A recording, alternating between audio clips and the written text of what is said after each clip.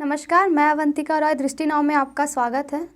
रांची में जो रांची का निर्भया केस चल रहा है वो सब आप देख ही रहे हैं, जिसमें एक 19 वर्षीय लड़की के साथ कितना जघन्य अपराध किया गया है।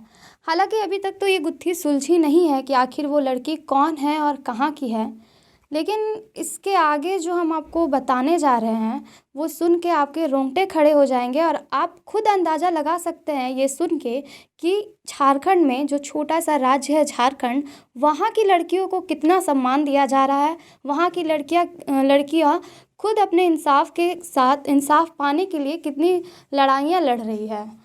झारखंड पुलिस के हिसाब से 2020 जनवरी से पिछले 11 दिसंबर छोड़ के पिछले नवंबर से 11 महीनों में कुल 1657 केस आए हैं रेप के।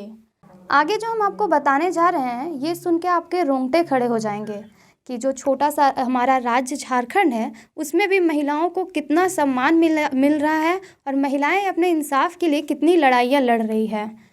जो एक हम आपको आगे बता रहे हैं, झारखंड पुलिस के हिसाब से वो आंकड़ा बनाया गया है कि जनवरी 2020 के जनवरी से नवंबर तक कुल 1657 केस रेप के झारखंड में आए हैं। इसी से आप अंदाज़ा लगा सकते हैं कि झारखंड की महिलाएं कितनी सुरक्षित है झारखंड में। यह आंकड़ा मेरे साथ मेरे सहयोगी सौरभ जी है, तो वो आपको आंकड़ा बताएंगे। जी अवंतिका, आपने बिल्कुल सही कहा। ये आंकड़े हैं, बहुत चौंकाने वाले आंकड़े हैं। पिछले एक साल के अगर आंकड़े की बात करें तो बहुत चौंकाने वाला आंकड़ा है। जो हम लोगों ने अगर आज इस पे रिसर्च किया है तो वाकई बहुत चौंकाने वाला आंकड़ा है। अगर हम लोग जनवरी 2020 से अगर बात करें तो हर महीने लगभग मैं औसतन बोलूँगा 150 के ज़्यादा हर महीने ये आंकड़ा क्रॉस करते जा रहा है। हालांकि ये 150 का आंकड़ा औसतन है, ये झारखंड पुलिस का ये आंकड़ा है। लेकिन मैं अगर आपको वाकई एक सच्चाई बताऊं तो बहुत सारे ऐसे मामले हैं झारखंड में और या झारखंड के ऐसे ग्रामीण क्षेत्र में जहाँ पे मामले सामने तक नहीं आते, पुलिस थाने तक नहीं पहुँचते हैं। तो ये तो सरकारी आंकड़ा हुआ, लेकिन कुछ ऐसे भी आंकड़े हैं जो सरकारी थानों तक नहीं पहुँचता है। जैसे कुछ अपने पुलिस अपने स्तर से उसको ये रफा दफा कर देती है। कुछ ऐसी वाकया हम लोगों ने अपने आँखों से भी देखा है कि वो रजिस्टर्ड नहीं होता है केस। तो ऐसे आंकड़े तो ये लिस्ट में आते भी नहीं हैं। तो ये देखिए, जनवरी 2020 में अगर बात करें तो 151, फरवरी में 142, मार्च में अगर बात करें तो 150, अप्रैल में 110, मई में 169, जून में 176। ऐसे मतलब आंकड़े जो है 170, 180 ये लगातार बढ़ते जा रहे हैं। और अभी तक दिसंबर का हालांकि आंकड़ा नहीं आया है। हम लोग इंतज़ार कर रहे हैं कि दिसंबर माह में ये आंकड़ा 150 के नीचे रहता है या फिर 200 पार कर जाता है। ये देखने वाली बात होगी। हम लोग लगातार देख रहे हैं कि जनवरी का भी दिसंबर का भी आंकड़ा सामने आए तो फिर हम लोग एक बार फिर उस पर डिस्कशन करेंगे एक बार। लेकिन ये वाकई में चौंकाने वाला है और सरकार को भी पता है ये बात कि कुछ मामले ऐसे हैं जो कि नहीं आ पाते हैं। तो ये वाकई में बहुत शर्मनाक बात है हमारे झारखंड के लिए और हमारे समाज के लिए कि हमारा समाज किस ओर जा रहा है, जहाँ पे दुष्कर्म जैसी वारदात जो इतनी जघन्य अपराध है वो दिन प्रतिदिन बढ़ता जा रहा है। अवंतिका, तो जैसा कि मेरे सहयोगी ने आपको इन आंकड़ों के बारे में बताया कि कुल 2020 में दिसंबर छोड़ के कुल 1657 केसेस आए हैं, तो हम इन आंकड़ों पर नहीं जाकर अगर दूसरे नज़रिए से देखें तो आप देख सकते हैं कि इनमें कितनी महिलाओं का जीवन खतरे में आया है, कितने की ज़िंदगियां बर्बाद हुई है। आप सोच सकते हैं कि कितनी सोचने वाली बात है कि कितनी महिलाएं हैं जिनको शायद अभी तक इंसाफ भी नहीं मिल पाया है।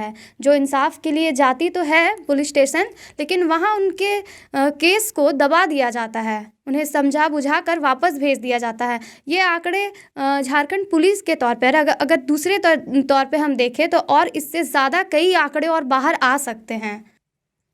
देखिए वंदिका, एक बात तो सही है, लेकिन हम लोग ऐसा माहौल चाहते हैं पूरे राज्य में। हम लोग ऐसा चाहते हैं। आप एक खुद महिला हैं, आपके साथ भी आप ऑफिस के लिए निकलते हैं। आपको भी लगना चाहिए कि जब हम ऑफिस से निकल रहे हैं तो हम शाम को सुरक्षित वापस आए या ना आए, ये सबकी चिंता रहती है। कि हमने आज आंकड़ों पे बात की तो आप देख सकते हैं जनवरी में 151 सिर्फ आंकड़े ही नहीं हैं, 151 लड़कियां, उनका परिवार, साथ ही साथ पूरा 151 पूरा परिवार बर्बाद हुआ है। फरवरी में 142, मार्च में 150। तो ये सिर्फ आंकड़े नहीं है, इतने परिवार की जिंदगियां बर्बाद हुई है, इतनों की बेटियां, कितनी की बहनें, माँ, कुछ भी आप बोल सकते हैं। जैसा कि ये सारे आंकड़े हैं, तो इन सारे आंकड़ों में जितने भी है वो सारी लड़कियों के साथ कितना जघन्य अपराध हुआ होगा, आप सोच सकते हैं। देखिए अवंतिका, हमारा झारखंड जो है अब 20 साल होने को है, या इसकी स्थापना 20 साल हो गई। अब अगर हम पिछले 20 साल की अगर बात करें तो सोचिए कितने आंकड़े आए होंगे, कितनी ऐसी वारदात होंगी जो कि महिलाएं इससे पीड़ित हैं या जो भी इससे बहुत परेशान होंगी। सोचिए उनका कैसा जीवन होगा, वो समाज में कैसे अपने आप को फिर से पुनर्स्थापित कर पाई होंगी। ये बहुत मतलब हम लोग उसकी कल्पना नहीं कर सकते कि वो लोग कैसे इसको समाज के सामने, ये हम लोग का ये दायित्व बनता है कि उनको कैसे मुख्य धारा से जोड़ा जाए, या महिलाओं का ऐसा कोई ऐसा वाकया ना हो जो कि फिर किसी के साथ ये घटना ना घटे। ये पिछले बहुत सारे सालों से ये चलता आ रहा है। इसको समाज में बहुत गलत नज़र से देखा जाता है कि मान लीजिए किसी के साथ अगर इस तरह की घटना होती है तो समाज में उसको बहुत अच्छे नज़रिया से नहीं देखा जाता है। झारखंड पुलिस ने महिलाओं को लेकर के एक लिस्ट जारी किया है, जिस लिस्ट में जो है हम आपको बताते हैं। पहला यह है कि आत्मविश्वास और सकारात्मक दृष्टिकोण को जीवन में अपनाएं, घर से बाहर हमेशा सतर्क रहें। दूसरा है, घर से बाहर घूमने, शॉपिंग करने के लिए सुरक्षित स्थान, भीड़ भाड़ वाले इलाके या प्रतिष्ठित दुकान, मॉल का ही चयन करें। वैसे स्थान पर जाने से बचें जहां लोगों का आना जाना कम हो। तीसरा है, अजनबियों के साथ अधिक मेल जोल ना करें, हो सकता है वे आपराधिक किस्म, ठग या अपहरणकारी हो। चौथा है, रात के समय में किसी अनजान जगह पर ना जाए और ना ही रुके। पार्लर का उपयोग करते समय वैसे पार्लर का चयन करें जिसमें आपकी सुरक्षा के साथ साथ सुरक्षा का निजात ख्याल रखा। और छठा है, हमेशा मोबाइल फ़ोन अपने पास ही रखें ताकि उपस्थिति में परिवार वाले या पुलिस को बुलाया जा सके। और भी है जो है कि यात्रा के समय हमेशा सुरक्षित परिवहन का चयन करें। टेलीफोन, मोबाइल पर अपनी पहचान उजागर करने से बचें, खासकर जब आप अकेले यात्रा कर रहे हों। सुनसान इलाकों में होटल का चयन करने से बचें और अच्छे प्रतिष्ठित होटल का ही चुनाव करें। होटल के कमरे में रहने से पहले कमरे की जांच कर लें। अपने कमरे का दरवाज़ा हमेशा बंद रखें। अधिक सुरक्षा के लिए सुरक्षा चेन का उपयोग करें ताकि कोई बलपूर्वक अंदर ना आना पाए। और है, आप कहाँ हैं, आपके आसपास क्या हो रहा है, इसका ध्यान रखें। ये जो लिस्ट झारखंड सरकार ने जारी किया है, आपको क्या लगता है कि अब 21वीं सदी की महिलाओं के लिए इस लिस्ट को अपनाना, या फिर इसमें जो बातें बोली गई है कि सही होटल का चयन करें, रात के समय में घर से बाहर ना निकले, या फिर फ़ोन अपने पास रखें। कई ऐसी महिलाएं हैं जो कॉल सेंटर में काम करती, कई ऐसे महिलाएं हैं जिनका नाइट शिफ्ट होता है, कई आप हॉस्पिटल में भी नर्सें होती हैं, उनका नाइट शिफ्ट होता है, उन्हें रात में ड्यूटी करना होता है। तो बहुत सारे ऐसे जगह पे होते हैं जहाँ उनको रात में जाना होता है, या फिर बहुत कारणों से कोई गाँव की ही महिला हुई जिनके पास उस टाइम फ़ोन ना हुआ, तो क्या वो सुरक्षित नहीं होगी?